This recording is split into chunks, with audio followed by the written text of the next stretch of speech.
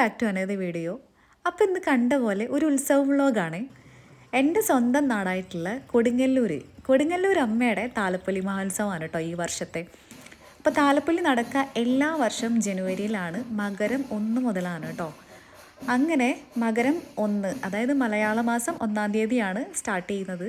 1-ാം താലപ്പൊലി, 2-ാം താലപ്പൊലി, 3-ാം താലപ്പൊലി, 4-ാം താലപ്പൊലി, അങ്ങനെ 4 ദിവസത്തെ അതിഗംഭീരമായിട്ടുള്ള പരിപാടിയായിരിക്കും കേട്ടോ ഇവിടെ.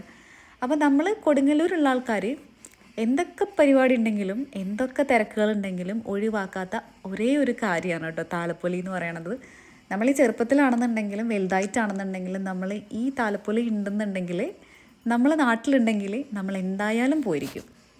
ഞാൻ അവസാനമായിട്ട് പോയത് 2019, അതായത് കോവിഡിന് മുന്നേ ഉള്ള താലപ്പൊലിക്കായിരുന്നു കേട്ടോ.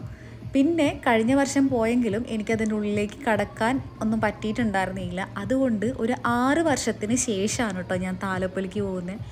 ഇന്ന് പക്ഷേ ഞാനും അമ്മയും മാത്രമാണ് പോകുന്നത് കേട്ടോ. അങ്ങനെ നമ്മളൊരു വൈകുന്നേരമൊക്കെ ആയപ്പോഴത്തേനെത്തി, ഒരു 4 മണിയൊക്കെ ആയപ്പോഴത്തേനെത്തി കേട്ടോ. കാരണം വൈകുന്നേരം ഒരു രാത്രിയൊക്കെ ആയി കഴിയുമ്പോൾ ഭയങ്കര തിരക്കായിരിക്കും. ചിലപ്പോൾ നമുക്കതിൽ തിരിച്ച് വരാനൊക്കെ കുറച്ച് ബുദ്ധിമുട്ടുള്ളതുകൊണ്ട് നമ്മളൊരു വൈകുന്നേരം ഒരു 4 മണി ഒക്കെ ആയപ്പോഴാണ് പോയത്.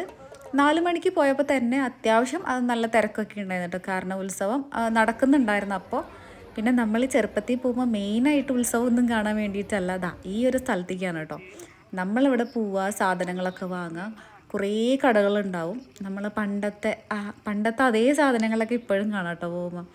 കുറേ കടകളുണ്ടാവും, കുറേ ഫുഡ് ഉണ്ടാവും. നമ്മൾ ഒരുവിധം എല്ലാ ഫുഡും അവിടെ നിന്ന് കഴിച്ചിട്ടുണ്ടായിരുന്നു. പിന്നെ കുറച്ച് സാധനങ്ങളൊക്കെ നമ്മൾ വാങ്ങിയിട്ടുണ്ടായിരുന്നു കേട്ടോ. ഇപ്പോൾ പണ്ടത്തെ ആണെന്നുണ്ടെങ്കിൽ കുറേ വളകൾ, കമ്മലുകൾ, ഇങ്ങനെയുള്ള കുഞ്ഞി കുറേ സാധനങ്ങളുണ്ട്. പിന്നെ അതൊക്കെ കഴിഞ്ഞപ്പോൾ വെടിക്കെട്ടൊക്കെ തുടങ്ങിയിട്ടുണ്ടായിരുന്നു. പിന്നെ നമുക്കിവിടെ എല്ലാ കൊല്ലവും ഉണ്ടാവും കുറേ റൈഡുകളും കാര്യങ്ങളും ഉണ്ടാവും. കുട്ടികൾക്കുള്ളതും വലിയവർക്കുള്ളതും അങ്ങനെ എല്ലാവർക്കുള്ള റൈഡ് ഉണ്ടാവും കേട്ടോ.